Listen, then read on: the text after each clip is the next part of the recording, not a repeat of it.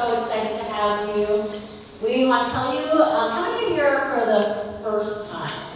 No, that is amazing. Oh my gosh, welcome. And how many of you have been to 3 or more CreativeMornings events? Oh my gosh, this is so cool. 50-50, huh? Amazing. Okay, well, for those of you who are first-timers, welcome. We won't tease you too much. CreativeMornings is a global breakfast lecture series for the creative community. A little statistics on us. 255 chapters, pretty much every major city around the world. If you're in the LA creative community and you're not familiar, it's because our chapter was dormant for a long time. So my teammates and I have been brought on recently. We're so excited to be here. All of the chapters follow the same format. You come in, you hopefully get some coffee and some treats, and you get to hear some amazing, inspirational presenters from the creative community. And I get to introduce you to the team. I'm Dawn, I'm your host. I am, outside of here, a relationship coach for couples in crisis and a career transition coach for established professionals who are navigating a major pivot. Maybe one or two of us know somebody these days who fits that bill. I also do some art, and I'm a mom. So I'm very excited to be here. If you're curious to find me, my company is Whole Life Solutions. And I'm going to pass it to my teammates to introduce themselves. Good morning, everyone. I'm Jen Tanzania, and I'm one of the co-hosts. And I have been at Rocky Mountain for over 25 years. I also have 20 years of experience in financial services, a recovering financial advisor and insurance agent. And I now currently focus on creative business strategies for creative entrepreneurs, helping them properly structure and price their offerings, and helping you understand you deserve to charge what you should charge, and really focusing on money mindset and inner alignment as well. And so I'm also an 8-time published author. My latest book is called The Creative Code, and so super proud of that. Love that book. It poured my heart and passion into it to just really rally behind and support creatives out there. And so with that said, thank you for being here. I'm going to pass the mic on to Tina. Hi everyone, these 2 TED Talk speakers. I can't compete with that. Tina. My company is THL Productions. I do a lot of things. My background is in project management. I've worked at Disney and ABC. She relax because he worked with me. We had a time there. I am currently working at OC Life as a consultant project manager on the $4 billion entertainment district development. On the side, I also have a business that I do event production, mostly galas, corporate events. So if you have needs, I'm really glad we have this really awesome team here that puts on these monthly events for you guys. Thanks for coming. As well. And so the other thing too is that Adobe provides AI integrated into the program. So how many of you have the Creative Suite? Oh, wow. Yeah. Right. Yeah. So it's great. So there's a lot of resources, and AI is integrated into all their programs. And then they also have Adobe Creative Apprenticeship, and so this is also a way for up-and-coming designers and creatives to use the resources, and they also give mentorship as well as real-world problems to solve and opportunities, and so this is part of what they offer, the Adobe Creative Apprenticeship. So that's what Adobe does, and so let's give it a hand to our global sponsor. I'm Kristina Wong, and I'm the creator of many shows in theater spaces. Theater is like church, but more secular, and props.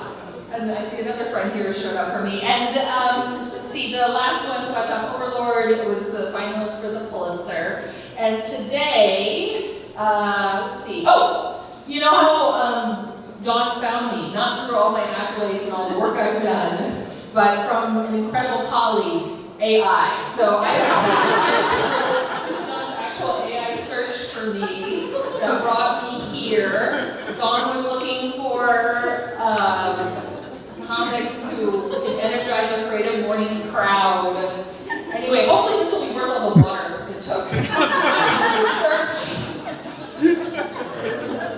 Anyway, so I'm going to give a taste of my newest show, which is Kristina Wong, Food Bank Influencer. It has not premiered yet in Los Angeles, and hopefully will be here later this year. It's a show that looks at food insecurity and our emergency food system. So I actually wrote an entire musical, rewriting popular songs to deal with emergency food. It's a love story. And I know a lot of you are like, you wrote an emergency food love story? How can a food bank be the love interest in a new American musical? I mean, how can it be a sexy love interest? Yes, 1 out of 6 Americans use a food bank. 42 million Americans rely on food stamps, so that number's probably going to go down because of the HR 1 big dum-dum bill. But how can a food bank be a romantic interest when it's barely a romantic backdrop for any work of drama, right? It's not like you see pornos being shot in a food bank. And mind you, they do find ways to shoot pornos everywhere, right? The doctor's offices, a bathroom, kitchen, dugout, locker room. Where else are they shooting pornos? You're so innocent. You have no idea. Airplanes. This one. That's what knows. See, feminist research. Know these things. Feminist research. But we don't see pornos being shot in a food bank, and that is the goal of my show. Not to shoot a porno in a food bank. That's what the politicians who keep trying to cut Arts money think that I'm doing with this show. No, the point is to make you fall in love with emergency food, with the story of emergency food, and food banks, and feel that love so deeply that you'll want to see that love for emergency food spread everywhere. Now, what else can I tell you? So this show consists all of rewritten popular songs, and in each song I've satirized the style of a particular artist, thereby protecting myself with parody law. And let's see, what else can I say about this? And you're welcome, and it's the kind of musical that I want you all to sing along to, and you're welcome to sing along, especially when I make this gesture, or you see the lyrics in pink. That is your cue to sing along. So let me take you to this moment in the show, everyone. If you can, for a moment, just imagine me, Kristina Wong, in my 20s and early 30s. Now, it's not too hard to imagine because the Wong prolongs. It's the late 90s, and I am a young theater artist. Now, what does that really mean? It means that I am making $10 an hour at a good part-time survival job. I am taking the Greyhound bus home to San Francisco during the holidays to see my family. I'm embarrassed because I have no money to buy presents for my family members. Do you know what brings shame to an Asian family? Any guesses? What brings shame?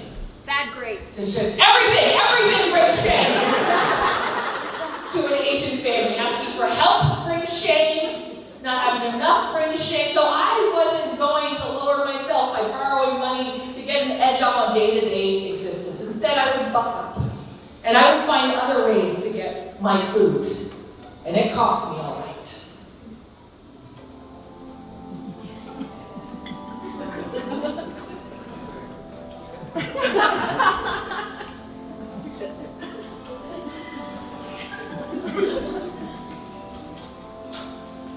Lying in my bed, I hear my stomach rumble. Think of food, gallery reception, crackers for false platitudes. Your art so great. Munch, munch, munch, munch.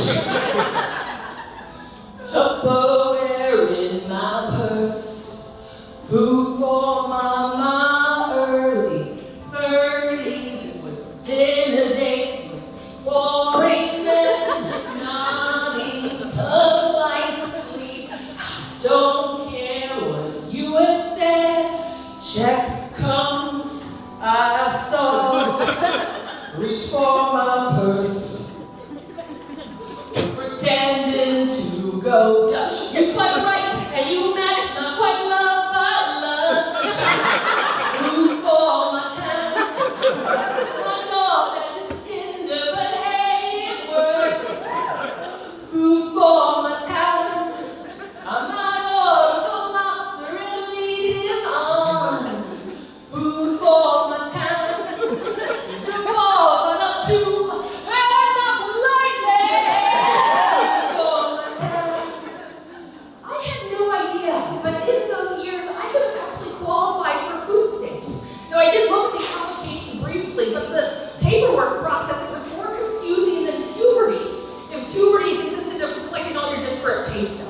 And with my erratic influx of temporary jobs from one week to the next, would I even qualify and earn food stamp for someone else less fortunate? So it's better if I just find jobs that feed me, like on movie sets, working as background non-union, it barely pays red vines on crazy services is my buffet, yelled at by the second AD.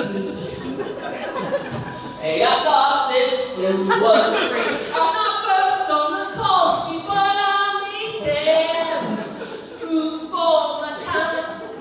Just a blur in the background, Cheetos in my shirt. Food for my time. I had developed a traumatic relationship with food in the years since moving out of my parents' home in San Francisco to go to college in Los Angeles. 400 miles from home, my weekends were no longer spent eating my grandmother's home cooking or with my parents in Chinese restaurants, and I had to recreate what I remembered cooking to be with so many failed bouts of cooking in my first college apartment. Feeling guilty when produce that I spent my minimum wage earnings working as an usher at UCLA went to waste because I don't have to cook it. It's almost like fresh food is only something that professionals know how to deal with. New rule, not frozen in a box, can't eat it. What's polysorbate 80? Why am I getting headaches? I miss home-cooked meals. So how did I get home-cooked meals with no time to cook it? By almost falling into a religion I didn't quite believe in. Hare Krishna, free chickpea stew. It's white people in the neighborhood, just recruiters that will give me food. Food for my time, not here for conversion, just calories. Food for my time, if I want to leave early, you will find me. Food for my time, if I pray, it will feed me, brother, wrapped in the napkin. Food for my time, everybody.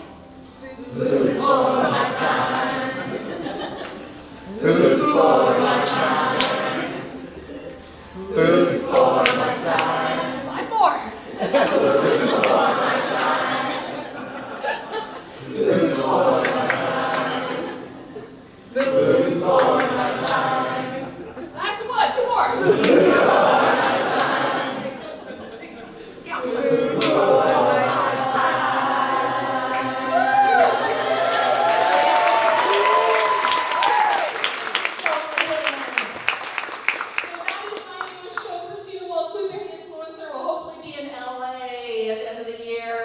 It will be in Portland Center Stage, and in New York next month. So my site will have those dates. I do a lot of community-based projects here in LA. The latest legislation, all the things that have led us to a situation where we have food banks basically picking up the slack of what federal benefits leave behind. And the average SNAP benefit is $2 a meal, if you can get it. And that's why food banks have stepped in. And so we've been making theater, and you can come see our show at 11 a.m. on a Tuesday. So I want to see everyone's phone start scanning things that make me feel good. So you can scan this and get information on the show. And see your phone's going up, so that's making me sad. Real sad. But anyway, it's a free show, it's a great way to check out this space and understand that it's a resource for other folks. And then we'll apply you with a soda from the machine and all sorts of juices. I also have a future banned book that is coming out. It's already banned. This is a goner. It's Anti-Kristina's Guide to Asian American Activism. It's got anti-hero bios of significant Asian Americans, tools that middle grade readers can use. So if you have children in your life, please help us by pre-ordering it. We live or die by the number of pre-orders we have. I like to describe that both writing books and creating a podcast is like taking money and time and setting it on fire and hoping that people look at it. Yeah. Give you a look. So this has been very much a dream project. And then the last project is my podcast, Killing Your Number. I have never been incarcerated. I go to detention a lot in high school. That's a longer show. Anyway, of formerly incarcerated APIs who were coming out of prison and didn't have, there was already so much stigma. A lot of people are like, what, are even Asians in prison? Yes, and it's a small and growing population, and the adjustment out was a huge thing. So Kurt Kim is my co-host. He was locked up at 16, came out 20 years later, and tells all these stories of what it was like to date when he came out of prison, how holidays, our newest episode is about Lunar New Year and how that's actually celebrated inside prison. So all free. I mean, this is free. The book is not, but buy the book. And yeah, and if you want to stay in touch, please stay in touch. I'd love to chat with you after, but thank you so much, Creative Mornings!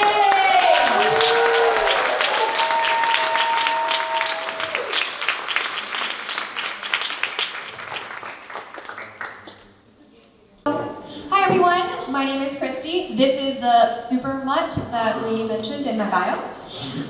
But as Dawn mentioned, I'm a creativity coach, the founder of Slanted, an Asian American publishing house. As a major plug, we have some magazines in the front that you all can take a look at.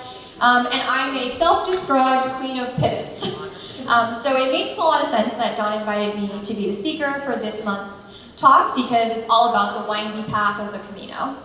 But before we dive in, I'm really curious, how many of you in the room today comfortably can call yourself creative? I mean, I guess it's self-selecting. All right, what about the other side? How many of you hesitate to call yourself creative? There's a few, and don't be shy, I was one of those people for 15 years. And today's story is about how I ended up finding my way home back to my creativity, because spoiler alert, I do consider myself creative now. So, that's me. That's 8-year-old me. But as a kid, I actually grew up here in Los Angeles. As Dawn mentioned, I moved back from New York a few years ago, but I've been rediscovering LA ever since. But I did grow up here in the suburbs of LA for Diamond Bar, if anyone's familiar. Oh, there was someone who wooed. That's surprising. Okay, well, as a kid, I fully believed in my creativity. I loved making art in all forms. I used to finger paint, I used to paint in general, I used to use color pencils, oil pastels, and some of my favorite memories were actually made in an Asian auntie's garage. I literally took art classes in a garage. But I arrived at my first creative crossroads when I was a freshman, or the summer before freshman year of high school. I was figuring out my first high school schedule. I was in the counselor's office with my mom, I had picked out 5 classes, and I had 1 left. It came down to biology or art.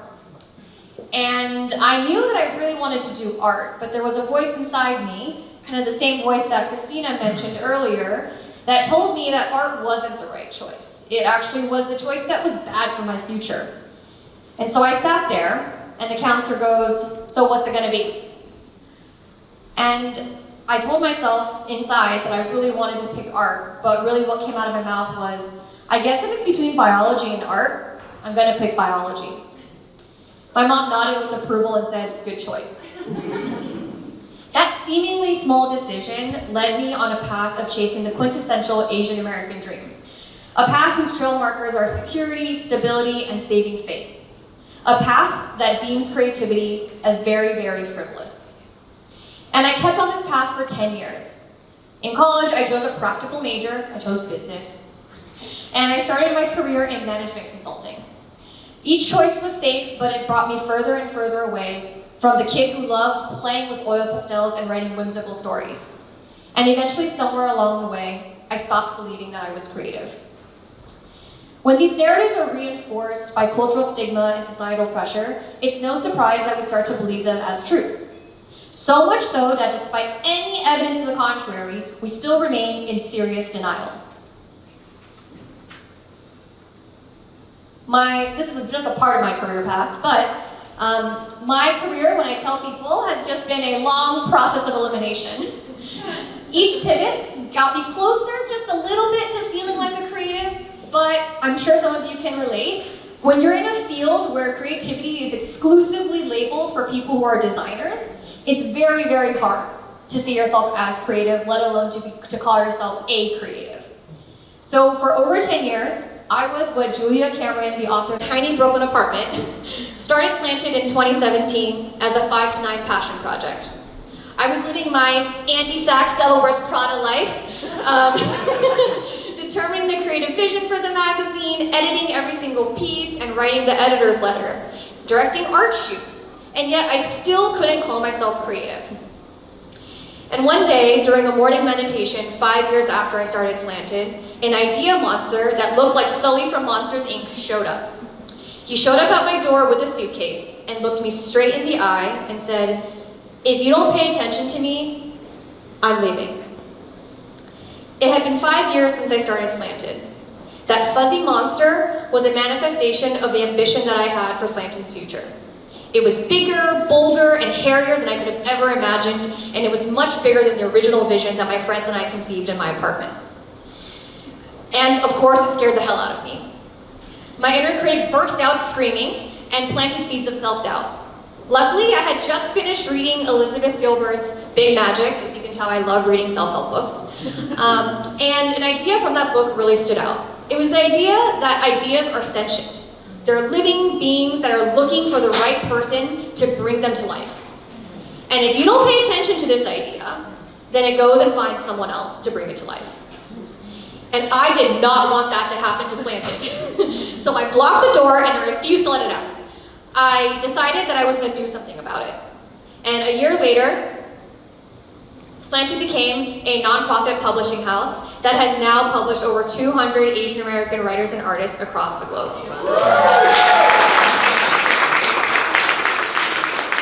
Thank you. So by the time 2020 rolled along, I was starting to feel pretty good about my career path. But I still had a hell of a long way to go to recovering and repairing my relationship with my creativity. During lockdown, I attended a ton of Creative Mornings virtual field trips, and one in particular changed my life. It was called Allowing Myself to Be Seen. During the field trip, I met my inner child. The kid in the picture, in the earlier slides going like this, I met her. She was my 8-year-old self, dressed head to toe in a purple limited to outfit, and she was drawing on the floor with her tongue sticking out from the side like a cartoon character. When I asked to see her drawing, she was feverishly drawing on the ground, and when I asked to see her drawing, she jumped back and hid the drawing behind her. And she asked me, "But what if you don't like it?" I know. I did not expect to cry at that field trip, but I can tell you right now that my face was embarrassingly wet. I promised my inner child after this field trip that I would never abandon her again. I committed the rest of 2020 to rebuild that trust with her and to rebuild that trust with myself, to rediscover my creativity.